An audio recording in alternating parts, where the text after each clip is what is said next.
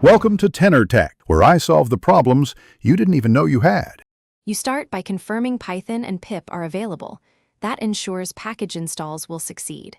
Once done, install Jupyter Lab with pip or conda so you have the lab server binary. Then change directory into the project you want to serve and activate your virtual environment if applicable. This places the kernel and files in the right context. Finally, run the Jupyter Lab command to launch the server. It both builds the interface and prints the access URL so you can proceed.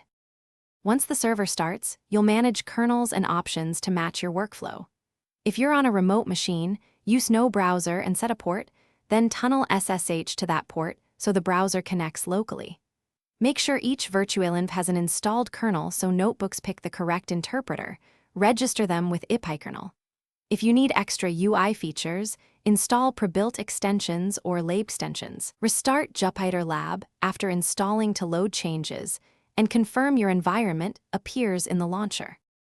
To finish a session cleanly, save notebooks and use checkpoints so you can recover changes. When you're done, shut down individual kernels from the running tab to free memory, then stop the Jupyter Lab server in the terminal with Ctrl+C.